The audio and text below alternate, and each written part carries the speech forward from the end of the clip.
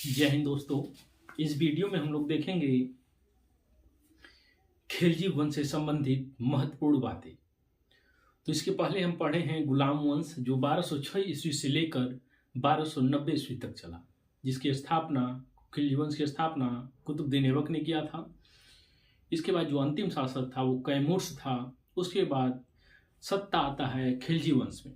ये खिलजी वंश चलता है 1290 से लेकर 1320 ईस्वी तक। तो सबसे पहले खिलजी वंश में हम देखते हैं कौन था इसका संस्थापक। तो इसका जो संस्थापक है उसका नाम है जलालुद्दीन खिलजी। जलालुद्दीन खिलजी। इसका शासनकाल रहता है 1290 से 1296 ईस्वी। 1290 से 1296 ईस्वी। इसे बुजुर्ग शासक भी कहा जाता है। इसकी आयु 70 वर्ष थी, इसलिए इसको बुजुर्ग शासक भी कहा जाता है। ये गुलाम वंश में सेनापति था। ये गुलाम वंश में क्या था? सेनापति था। इसका जो दरबारी था वो अमीर खुसरो था, हसन देहलवी था। इसकी राजधानी जो थी कैलगुड़ी नामक स्थान पे थी। कहाँ पे थी? कैलगुड़ी स्थान पे, किलोखरी या कैलगुड़ी। इसके बाद हम पढ़ते हैं कि जो अमीर खुसरो था, इसका मूल नाम जो था मोहम्मद हसन था। क्या नाम था? मोहम्मद हसन। इसने 8 सुल्तानों का दरबार देखा था। इसका जन्म 1253 ईस्वी से लेकर मृत्यु जो हुआ 1325 ईस्वी, अर्थात इसने 8 सुल्तानों का जो है शासनकाल देखा था अपने जीवन काल में। इसे तोताए हिंद की मतलब उपाधि दी गई थी। यह शेख निजामुद्दीन औलिया द्वारा यह उपाधि उसको प्रदान की गई थी। ये हिंदवी और खड़ी बोली का जनक कहते हैं इसको हिंदवी और खड़ी बोली का जनक कहते हैं। उसके बाद ये फारसी का ज्ञाता था। ये क्या था? फारसी का ज्ञाता था। निजामुद्दीन औलिया का जो था शिष्य था। निजामुद्दीन औलिया जिन्होंने 7 राजाओं का शासनकाल देखा था, जबकि इनका जो शिष्य था वो 8 राजाओं का काल देखा था। इनकी प्रमुख रचना जो थी तुगलकनामा, एवं ये गैसुद्दीन तुगलक के बारे में था। इसमें नूर सिपह, तारीख अलाई आशिका। उसके बाद जलालुद्दीन की जो ज़्यादा इंपॉर्टेंट नहीं है, इसमें क्या है कि जलालुद्दीन की हत्या अलाउद्दीन ने कर दी थी 1296 ईस्वी में। 1296 ईस्वी में इसकी हत्या कर दी गई। 1290 पे गद्दी में बैठा, 1296 इसकी हत्या कर दी गई अलाउद्दीन खिलजी के द्वारा। अलाउद्दीन खिलजी 1296 से लेकर 1316 ईस्वी तक शासन किया। इसने 1296 से लेकर 1316 ईस्वी तक शासन किया। इसके बचपन का नाम था अली गुरसाफ। क्या नाम था? अली गुरसाफ। इसे सिकंदर ईसानी के नाम से भी जाना जाता है। इसे भारत का समुद्रगुप्त भी किसी के द्वारा कहा गया है। इसे विश्व का सुल्तान था या युग विजेता भी इसको कहा जाता है। इसका राज्याभिषेक 1296 ईस्वी में लाल महल कहाँ पे स्थित है? दिल्ली में, वहां पे किया गया था। अलाउद्दीन के सेनापति जो था उलुग खां, नुसरत खां, जफर खां और मलिक काफूर। जो उलुग खां और नुसरत खां था वो उत्तर के विजय के लिए उसको भेजा गया था, और जफर का जो था वो मंगोल के आक्रमण में मारा गया था। उसके बाद जो मलिक काफूर था वो दक्षिण विजय के लिए इसको भेजा गया था।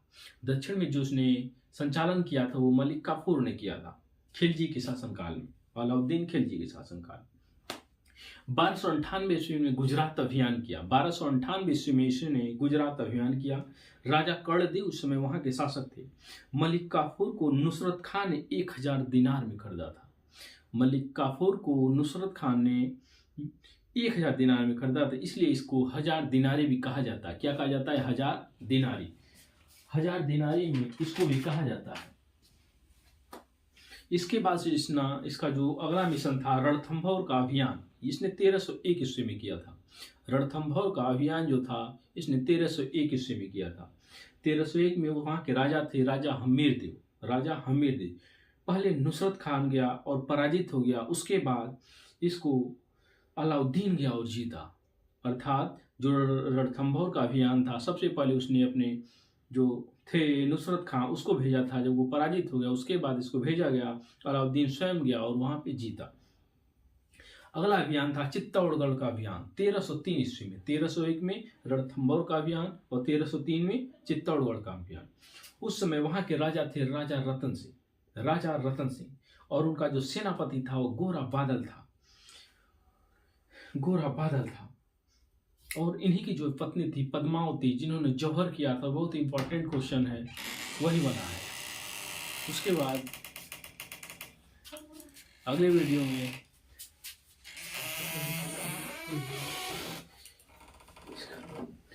इसने चित्तौड़गढ़ का नाम बदलकर खिजराबाद कर दिया। इसने चित्तौड़गढ़ का नाम बदलकर खिजराबाद कर दिया। इसके बाद मालवा अभियान था 1305 ईस्वी में महलक देव ने खिलजी का ये विजय अभियान था। खिलजी का जो है ये विजय अभियान था। क्या था? मालवा अभियान 1305 ईस्वी में, रणथंभौर 1301 ईस्वी में, उसके बाद चित्तौड़गढ़ का अभियान 1303 ईस्वी में। रणथंभौर के समय कौन था? हमीरदेव थे 1301 ईस्वी में। 1303 में राजा रतन सिंह थे, राणा रतन सिंह, जिनकी पत्नी का नाम पद्मावती था, जो मूवी बन चुका है पद्मावत वाले पे, जो मलिक मोहम्मद जायसी की जो रचना थी पद्मावत, उसी पे बना था। फिर उसके बाद इसने दक्षिण के अभियान करने वाला प्रथम शासक था। ये दक्षिण का अभियान करने वाला ये प्रथम शासक था। इसका नेतृत्व कौन किया था दक्षिण में? पीछे बताया है कि मलिक काफूर, जो मलिक काफूर था, इसको ही दक्षिण के लिए अभियान के लिए भेजा गया था। यूरोपीय यात्री मार्को पोलो इटली इसी समय पांड्य राज्य में 1273 ईस्वी में आया था। सबसे ज्यादा मंगोल आक्रमण इसी के शासन काल में हुआ। सबसे ज्यादा मंगोल आक्रमण इसी के शासन काल में हुआ था। इसी के शासन काल में हुआ था। प्रमुख अभियान देवगिरी अभियान 1296 ईस्वी में था। यादव वंश था, वहां का महाराष्ट्र का राजा रामचंद्र देव। उसके बाद वारंगल था 1309 में, काकती वंश का। तेलंगाना जो रुद्रदेव थे। फिर द्वार समुद्रम 1310 ईस्वी में होयसाल वंश का था, कर्नाटक में। उसके बाद चौथा जो मदुरा या माबर 1311 में पांड्य वंश तमिलनाडु में था। इसने चिदम्बर मंदिर भी लूटा था। ये चिदम्बरा मंदिर जो था इसको भी इसने लूटा था। और उसके बाद हम ले चलते हैं यह कहानी कोहिनूर की। जो कोहिनूर का हीरा था वो कहाँ पे आया था? तो सबसे पहले जो गोलकुंडा का खान था, जो गोलकुंडा का खान तेलंगाना में है, वहां पे काकती वंश के शासक प्रताप रुद्रदेव ने मलिक काफूर को दिया था। जब मलिक काफूर ने वहां विजय अभियान किया तो वहां का जो डायमंड था, जो कोहिनूर का हीरा जो फेमस है, मलिक काफूर को दे दिया गया। मलिक काफूर ने से वो आ गया था शाहजहां के पास, जो मयूर सिंहासन में लगा था। फिर 1739 ईस्वी में नादिर शाह ने आक्रमण जब किया तो सिंहासन को लूट लिया था। तो उसके बाद वो नादिर शाह लेकर चला गया अफगान। फिर अफगान शासक शाह शुजा के द्वारा फिर महाराजा रणजीत सिंह के पास आया। फिर महाराजा रणजीत सिंह के पास से होकर शासक उनके बाद आए थे दिलीप सिंह, उनके पास आया। उसके बाद विक्टोरिया 1849 ईस्वी में फिर इंग्लैंड के ताज के पास पहुंच गया। ये है कहानी कोहिनूर की। फिर आगे हम चलते हैं कि इसका जो प्रमुख कार्य था अलाउद्दीन खिलजी का क्या था। सैन्य सुधार, घोड़ों को दागना, हुलिया लिखवाना शुरू किया, बाजार नियंत्रण प्रणाली, मंडियों का गठन, मूल्य नियंत्रण प्रणाली, घोड़ा दागने की प्रथा, भू राजस्व 50%, खुम्स कर जो लूट कर होता था, गुप्तचर विभाग का गठन किया था इसने, भूमि की पैमाइश की थी। आगे हम चलते हैं वास्तुकला में क्या था इसके समय। अलाई दरवाजा इसने बनवाया था, सीरी का किला इसने पूर्ण करवाया था, हजार खंबा महल इसी ने बनवाया था। उसके बाद जमैयत खाना मस्जिद हौज खास में है, इसी ने बनवाया था। इसकी मृत्यु 2 जनवरी 1316 ईस्वी को थी। इसका मकबरा जो है कुतुब मीनार में, कुतुब मीनार कॉम्प्लेक्स में इसका जो है मकबरा है,